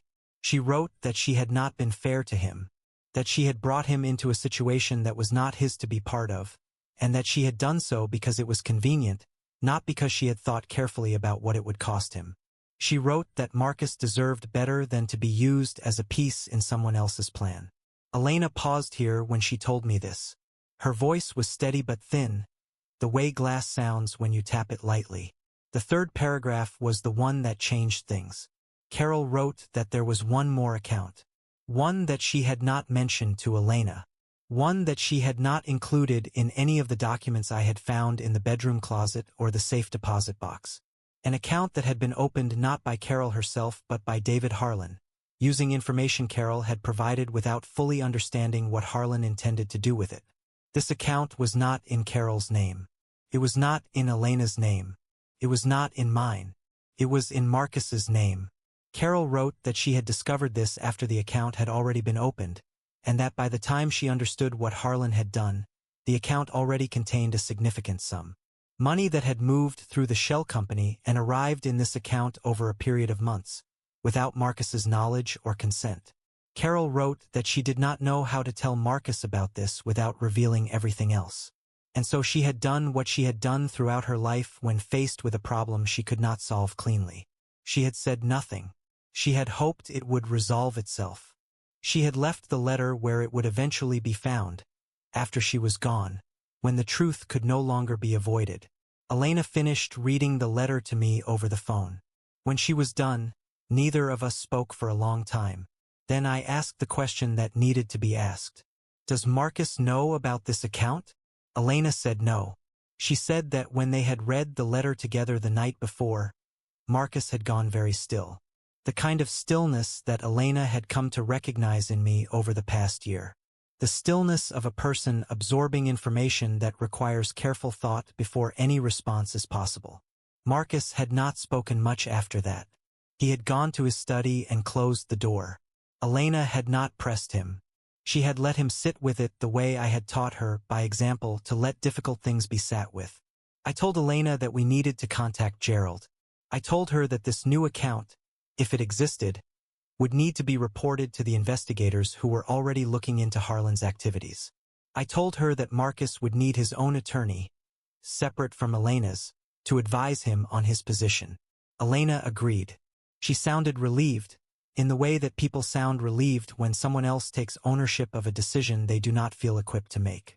I hung up the phone and sat in the kitchen and thought about Marcus. I had not liked Marcus for most of the past year. Not actively. Not with the kind of feeling that demands attention or action, but with a quiet disapproval that had settled into the background of my awareness and stayed there. He had been part of the plan.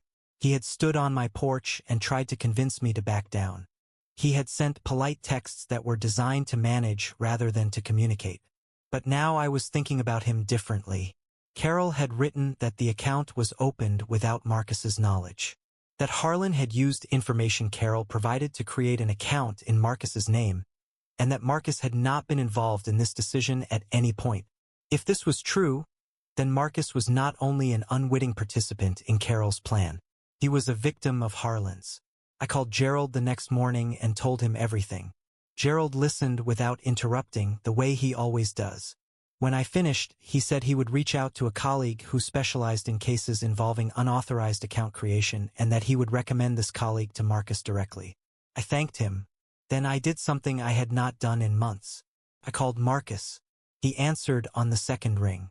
His voice was flat, not angry, not defensive, simply empty, in the way that voices sound when a person has been up all night thinking and has not yet found solid ground to stand on.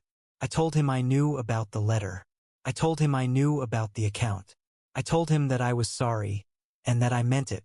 Marcus was quiet for a moment. Then he said something that surprised me. He said, "I should have trusted you more at the beginning." I told him that we both could have done better.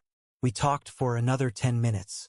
Not about the account or the letter or any of the complicated machinery of what had happened. We talked about Elena, about how she was handling things, about whether she was sleeping enough, about the small, ordinary concerns that people share when they are trying to find common ground after a long period of distance. When we hung up, I sat with the phone in my hand for a while and thought about how strange it is that the people who are most damaged by a situation are often the last ones to recognize that they are damaged. Marcus showed up at my door on a Saturday morning. Not unannounced this time. He had called the night before and asked if he could come by. His voice on the phone had been different from the last time we spoke. Less empty, more deliberate. The voice of someone who had spent several days thinking and had arrived at a place where thinking alone was no longer enough. I said yes. I told him to come whenever he was ready. He arrived at 9. The morning was gray and cold. A thin mist hung over the garden, and the street was quiet in the way that streets are quiet on weekend mornings when no one has anywhere urgent to be. I had coffee ready. Marcus sat down at the kitchen table without being asked, the way you sit in a place where you have sat many times before, even if the last several visits had been uncomfortable. He wrapped both hands around the mug and held it close to his chest and looked at the table for a long time before he spoke. "I need to tell you something," he said. "And I need you to hear all of it before you say anything." I nodded. I set my own coffee down and gave him my full attention. Marcus took a breath. Not a deep one, a steadying one. He said that after Elena told him about the letter, after the first night of reading it and rereading it and sitting in his study with the door closed, he had done something he had not done before. He had gone through his own records. All of them. Every bank statement. Every brokerage notification. Every email confirmation he had ever received related to any financial account in his name. He had done this not because he expected to find anything. He had done it because the letter had shaken something loose in him, a suspicion he had not previously allowed himself to examine, a feeling he had carried for months without giving it a name. He found the account on the third day of searching. It was there, exactly where Carol's letter said it would be. A brokerage account opened 18 months ago in his name at an institution he had never visited and never contacted. The statements had been going to an email address he did not recognize. An email address that, when he tried to access it, required a password he did not know. The account held money. A significant amount. More than Marcus had expected, based on what Carol's letter had described. He had not touched it. He had not moved anything. He had not contacted the institution. He had simply stared at the screen and understood, fully and completely, what had been done to him. I listened without speaking. I had promised him I would, and I kept that promise. Marcus continued. He said that the discovery of the account was not the thing that had brought him to my door that morning. The account could be reported. Gerald could handle it. The investigators could add it to the file. That was paperwork. That was process. That was the kind of problem that has a clear path forward once you know it exists. What had brought him to my door was something else entirely. He said that after finding the account, he had sat with it for 2 days. And during those 2 days, he had begun to remember things. Small things. Details from the past 2 years that he had not connected before but that now, in light of everything else, formed a pattern he could not ignore. He remembered a conversation with Carol, about 8 months before she died. They had been alone at Elena's house. Elena had gone out to run an errand. Carol had asked Marcus a series of questions about his finances. Not intrusive questions, casual ones. How did he feel about their retirement planning? Whether he had ever considered diversifying their investments. Whether he trusted the institutions they banked with. Marcus had answered honestly. He had told Carol about his accounts, his passwords, his preferences. He had done this because Carol was his mother-in-law, and because the questions had seemed like the kind of thing an older woman asks when she is trying to understand the world her daughter has married into. He had not thought twice about it. But now he understood what that conversation had been. It had been a data collection. Carol had been gathering the information Harlan needed to open the account. She had done it casually, naturally, in a way that raised no suspicion at all. Marcus looked at me when he told me this part. His eyes were not angry. They were tired. The kind of tired that comes from understanding something you wish you did not understand. She was good at it, he said. I never saw it coming. I knew exactly what he meant. I had said almost the same words to myself months ago, sitting in this same kitchen, after I had first understood what Carol had done. I told Marcus this. I told him that Carol had been good at many things. That she had been charming and intelligent and capable of making people feel seen and valued, and that these same qualities had made her effective at something that should never have been used as a tool. Marcus nodded. He drank his coffee. It had gone lukewarm, but he did not seem to notice. Then he asked me a question that I did not expect. Did you ever love her? He asked. After you found out, did you still love her? The question hung in the kitchen for a moment. Outside, the mist was beginning to lift. A pale strip of sunlight broke through the clouds and fell across the table between us. I thought about this carefully before I answered. Not because the answer was complicated. Because it deserved to be said precisely. Yes, I said. I did. And I still do, in a way. But it is a different kind of love than it was before. It is love that has been changed by knowing the truth. It does not disappear. It simply becomes something else. Something quieter. Something that includes grief and disappointment alongside everything else. Marcus was quiet after that. He finished his coffee. We sat together in the kitchen and watched the sunlight move across the table as the clouds shifted outside. After a while, he spoke again. He said he wanted to cooperate fully with the investigation. He said he wanted to report the account. He said he wanted to be transparent about everything, including the conversation with Carol, including his own failure to question it at the time. He said he did not want to be another person in this family who had looked away from something uncomfortable and hoped it would resolve itself. I told him that was the right decision. I told him Gerald would help him navigate the process. I told him that it would not be quick and it would not be easy, but that it was the only path that led somewhere worth going. Marcus stood up. He carried his mug to the sink and washed it himself without being asked. A small gesture. The kind of gesture that means more than it looks like it means. He turned to me before he left. Thank you, he said, for not giving up on this family. I told him I had never considered giving up. That giving up was not something I had ever been good at. He almost smiled when I said that. Almost. Then he put on his coat and walked out into the gray morning and drove away. And I stood at the kitchen window and watched his car disappear down the street and thought about how long it takes for people to see each other clearly. Sometimes it takes a crisis. Sometimes it takes a loss. Sometimes it takes a lie being told so many times that the truth finally cracks through the surface like light through a window. But it happens. Eventually it happens. And when it does, the only thing left to do is decide what to build on the ground that has been cleared. Marcus was going to build something. I could see it in the way he had carried himself that morning. Not defeated. Not broken. Simply honest in the way that a person is honest when they have finally stopped pretending. I respected that. more than I had expected to. The kitchen was quiet after he left.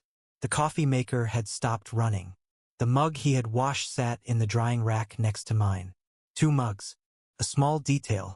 The kind of detail that a person notices when they have spent a long time living alone and have become attuned to the evidence of other people's presence. I left them both where they were and went outside to check on the garden. The mist had cleared. The morning was brighter now. The bare branches of the rose bushes caught the pale light and held it, the way they had held it every November for years, waiting for the season to turn. I stood among them for a while, hands in my pockets, watching the light move. Then I went back inside and called Elena and told her that Marcus had been there and that things were going to be all right. Not perfect, not easy, but all right. And sometimes in a family, all right is the best you can hope for. And it is enough. The phone call came on a Monday. Not from Elena. Not from Marcus.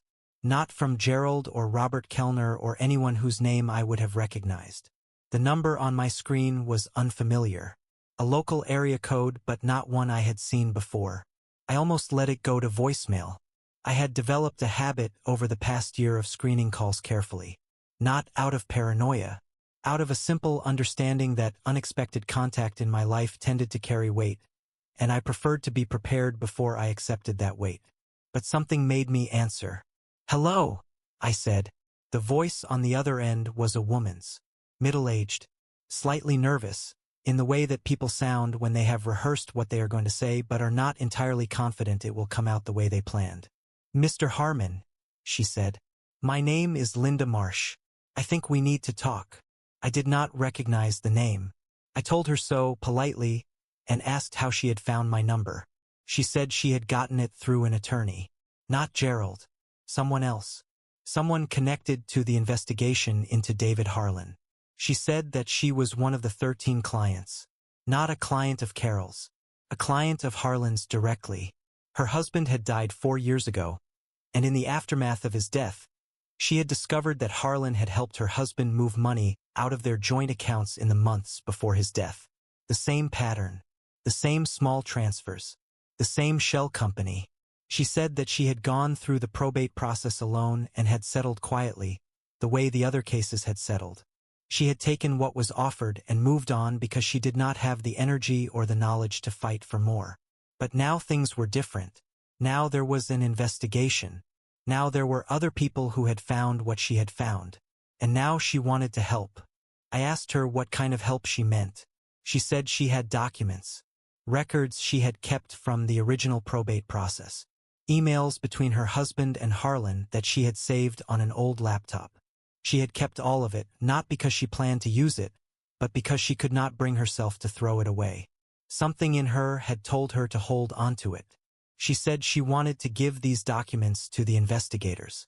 She said she wanted her story to be part of the record.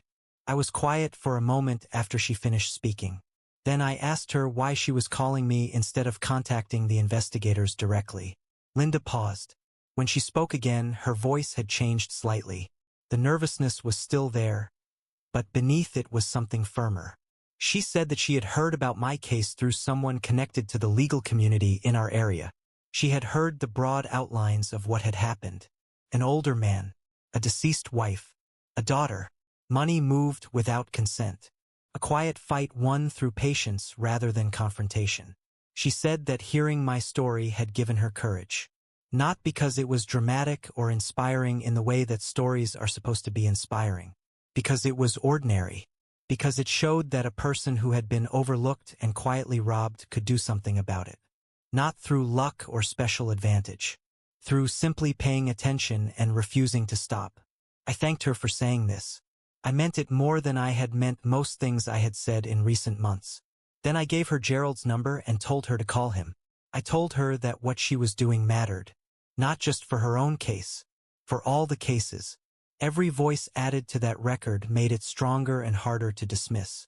Over the next 2 weeks, 3 more people contacted me. 2 women and 1 man. Each of them had been affected by Harlan. Each of them had kept records they had not known what to do with until now. Each time someone called, I listened. I let them talk without interrupting. And when they were done, I gave them Gerald's number and told them the same thing I had told Linda. What you are doing matters. It was not a grand gesture, but each person who added their voice made the case against Harlan more complete. Each story confirmed the pattern. Each set of documents filled gaps that investigators needed filled. None of us could have done this alone. That was perhaps the most important thing I had learned through all of it. The people who have been hurt by the same hand do not have to walk back to solid ground by themselves. They can find each other. They can build the record together, one piece at a time, until it is strong enough to stand on its own. I had no reason to go back to that strip mall. Not a legal reason. Not a practical one. Gerald would have told me not to. Elena, if I had told her, would have asked me why I felt the need to do something that could not accomplish anything useful. She would have been right, and I would not have had a clean answer. What I had was something simpler than a reason. An impulse. The kind that does not announce itself with logic but arrives quietly, like a tide coming in, and does not leave until it has been acted on. I wanted to see the place again. The office where Harlan had sat across from Gerald and me and smiled his practiced smile and answered questions with the ease of someone who had done this many times before. I wanted to look at the space where a man had built a decade-long operation out of other people's trust. I drove there on a Tuesday afternoon in early December. The weather was cold and overcast. The strip mall looked exactly as it had the last time I visited. The dry cleaner on one side, the tax preparation service on the other. The same parking lot, the same faded awning. But Harlan's storefront was dark. The lights were off. The blinds were drawn. A small sign in the window, printed on plain paper, said the business was closed pending legal proceedings. I parked and sat in the car for a while looking at the dark window. I had expected this. The investigation had been underway for months. Harlan had been charged. It was not surprising that his office would be shuttered. And yet seeing it, there was something final about it. Something that felt less like a business closing and more like a door being sealed shut. I got out of the car and walked up to the window. I stood there in the cold and looked at my own reflection in the glass.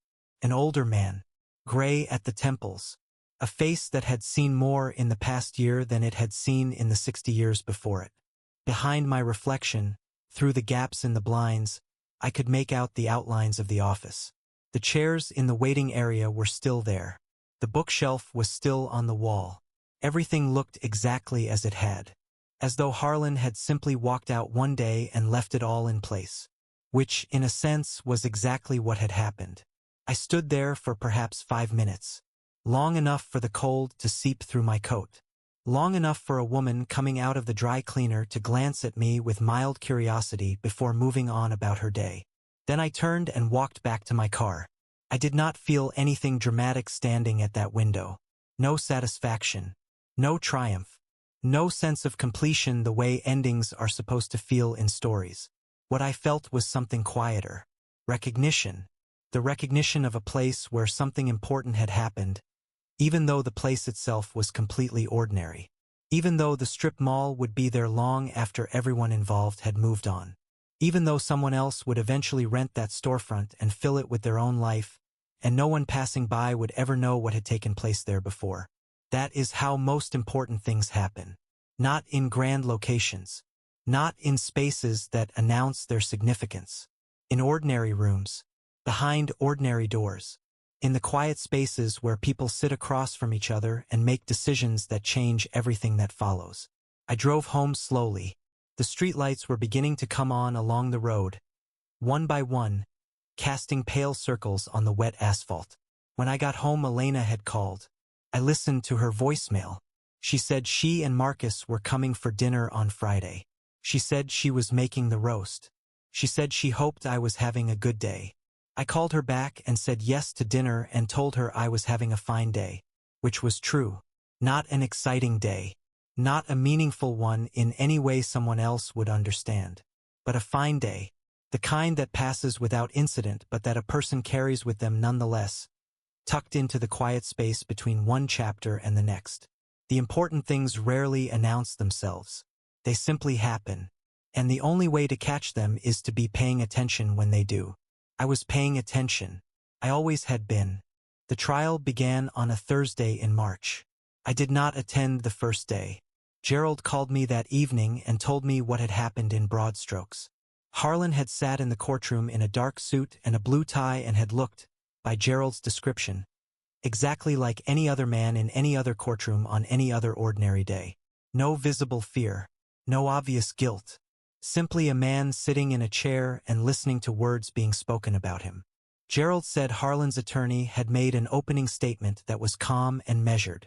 He had argued that Harlan was a legitimate financial consultant who had served his clients in good faith, that any irregularities in the accounts were the result of miscommunication rather than intent, that the shell company had been set up for legitimate tax purposes that would be fully explained as the trial progressed. I listened to Gerald describe this without interrupting. When he finished, I asked a single question. How did the jury look? Gerald paused. He considered this the way he considers most things. Carefully. Attentive, he said. Not convinced, but attentive. That was enough for now. I did not need to be in that courtroom. My role in the matter had ended months ago. The documents were submitted. The record was complete. The investigators and the prosecutors had taken everything Gerald and I had built and turned it into something larger than any single person's story.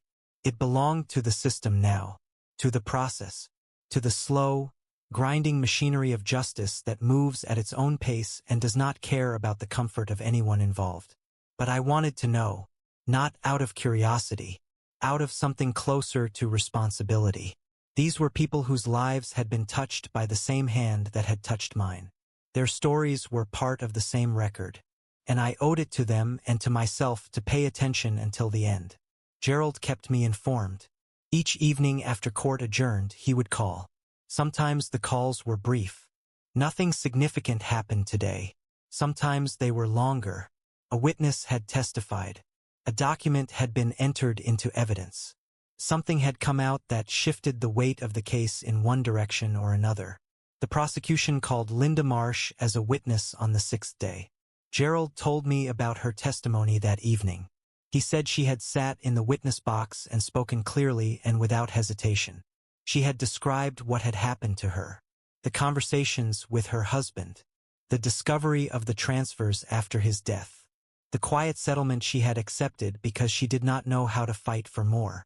Gerald said she had not cried. She had not broken down or become emotional in the way that witnesses sometimes do when they are recounting painful experiences. She had simply told the truth, plainly, directly, the way a person tells the truth when they have carried it for a long time and have finally been given permission to set it down. I thought about Linda when Gerald told me this. I thought about the phone call she had made to me months earlier, the nervousness in her voice, the careful way she had chosen her words. And I thought about the woman Gerald was describing in that courtroom. Steady, clear, unafraid. People change when they are given a stage. Not into someone they are not. Into someone they already were, but had not yet found the occasion to become. Linda had found her occasion. The trial lasted 3 weeks. I did not attend a single day in person. I watched from a distance, through Gerald's evening reports, the way a person watches a storm from inside a house. The storm was real. The damage it was doing was real. But I was sheltered from the worst of it by the walls that had been built over the course of the past year. The documents, the legal groundwork, the quiet, patient work of assembling a case that could withstand scrutiny. On the last day, Gerald called me before the verdict was announced. He said the jury had been deliberating for 4 hours. He said he felt cautiously confident, but that juries are unpredictable and no one can ever truly know what 12 strangers will decide when they are alone in a room together. I told him I trusted the process. I told him that whatever happened, the record existed. The truth was in the public domain, and that mattered more than any single verdict. Gerald agreed. The verdict came at 3:47 in the afternoon. Guilty on all counts. Gerald called me and told me in his usual way. Clearly, without unnecessary emotion, simply the facts, delivered with the quiet steadiness that had made him invaluable to me from the very beginning. I thanked him. We talked for a few more minutes. Then I hung up the phone and sat at the kitchen table and looked out the window at the garden. The roses were beginning to bud. Early for the season, but there they were. Small green shapes along the bare branches, curled tight and waiting to open. I watched them for a long time. Then I called Elena and told her the news. The night after the verdict, I could not sleep. Not because of excitement or relief or any of the emotions that people expect you to feel when something like this reaches its conclusion. I was not restless. I was not anxious. I simply lay in the dark and stared at the ceiling and felt the weight of the past year settle around me like dust after a long wind has finally stopped blowing. The house was completely quiet. No traffic outside. No sounds from neighboring houses.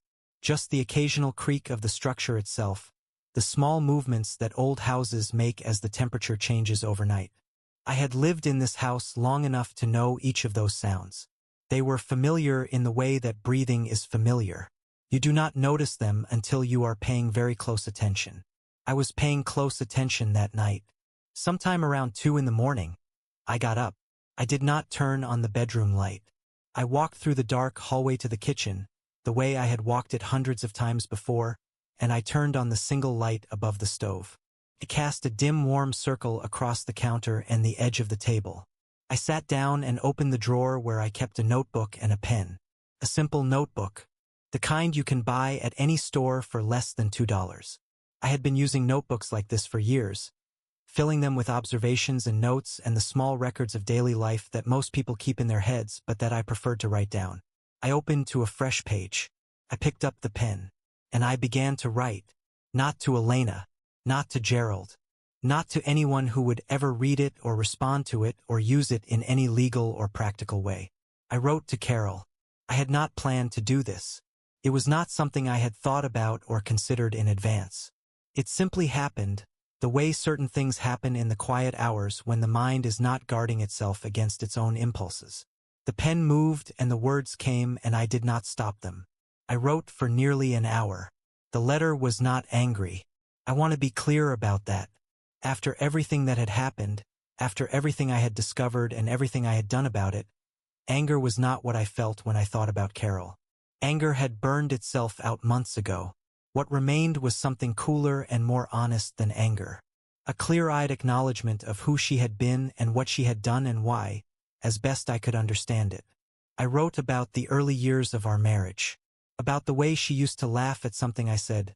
A real laugh, the kind that catches a person off guard. About the way she smelled in the morning before she was fully awake. About the way she held Elena when Elena was small, with a tenderness that was so complete it made everything else in the room feel temporary. I wrote about the middle years. About the way the marriage had changed slowly, the way all marriages change. About the conversations we stopped having. About the silences that grew between us and filled the space where connection used to be. About the way we began to move around each other in the house like two people sharing a space rather than two people sharing a life. I wrote about the end. About the documents I had found.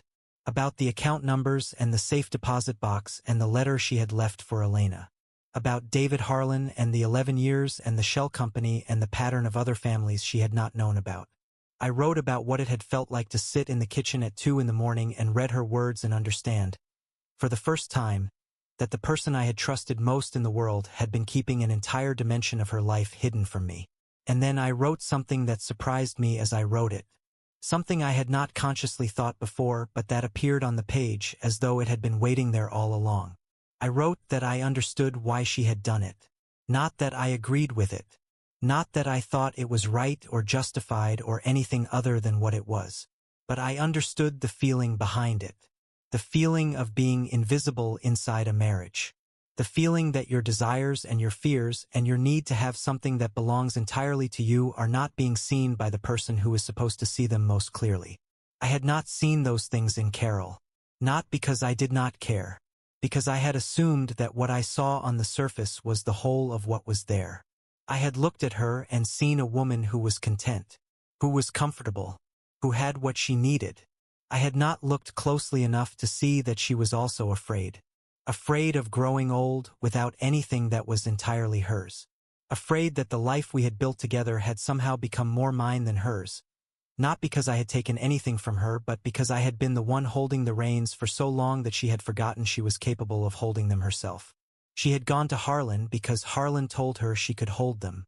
He had told her that what she wanted was reasonable and that she deserved it and that there was nothing wrong with wanting it. And she had believed him because she needed to believe someone. I wrote all of this in the dim light above the stove, in a $2 notebook, with a pen that was running low on ink. I wrote it slowly the way I do most things, without hurry, without drama, simply putting down what was true and letting it sit on the page. When I finished, I set the pen down and read what I had written from the beginning. It took me 20 minutes to read it. When I reached the end, I did not feel better or worse than I had when I started. I did not feel resolved or healed or any of the things that people expect writing to do for them. What I felt was simply lighter, as though I had been carrying something in my chest for a long time and had finally set it down on the table in front of me where I could look at it without having to hold it. I closed the notebook and sat in the quiet kitchen for a while longer. The light above the stove hummed softly. Outside, the sky was beginning to lighten, just barely, the first gray suggestion of dawn creeping in at the edges of the window. I thought about Carol one more time. Not the Carol who had redirected money and trusted the wrong person and left instructions for Elena in a letter that said he will not see this coming. A different Carol. The one who had laughed in the early years. The one who had held Elena with such tenderness. The one who had cooked soup on cold evenings and organized photographs by year and planted roses in the garden that were now, for the first time in months, beginning to bud. That Carol had been real too. Both versions of her had been real. And the truth of who she was lived somewhere in the space between them, in the complicated territory that no single story can fully capture. I did not forgive her. Forgiveness implies that something has been resolved, that a balance has been restored. I am not sure balance is something that can ever be fully restored in a situation like this. What I did was something quieter than forgiveness. I simply let her be who she had been. All of it. The good and the bad and the frightened and the careless and the parts that loved me and the parts that could not bear to be seen by me. I let all of it exist at the same time, without trying to choose which part was the real one. Because they were all real. I put the notebook back in the drawer. I turned off the light above the stove. I walked back through the dark hallway to the bedroom and lay down and closed my eyes. The house creaked softly around me. The familiar sounds of a structure settling into another night. Another morning. Another ordinary day. I slept. Not deeply. Not dreamlessly. But I slept. And when I woke, the sun was coming through the window and the garden was bright with early spring light and the roses were there, along the bare branches, curled tight and green and waiting. I got dressed and went outside and stood among them for a while, my hands in my pockets, watching the light move across the yard. Then I went back inside and made coffee and called Elena and told her I was having a good morning, which I was. It was not a perfect morning. It was not the kind of morning that marks the end of something or the beginning of something else. It was simply a morning. An ordinary morning in an ordinary house where an ordinary man was learning, slowly, how to live with the truth of his own life without letting it crush him. That was enough. It had always been enough. I just had not known it until now. Spring had fully arrived by the time I sat down to write this. Not the tentative spring of early March, when the ground is still hard and the air still carries the memory of winter.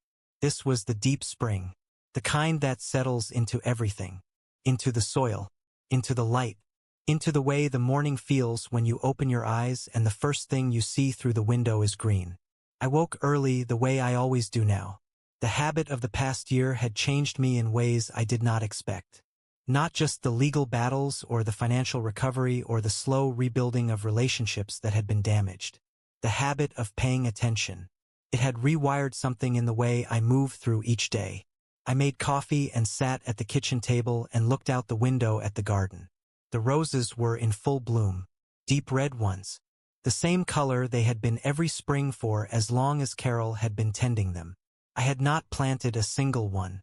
All of that had been Carol's doing years ago, when the garden was her project and her pride. I had kept them alive, simply by not cutting them down, by leaving them where they were and letting them do what roses do when no one interferes. They had done it beautifully.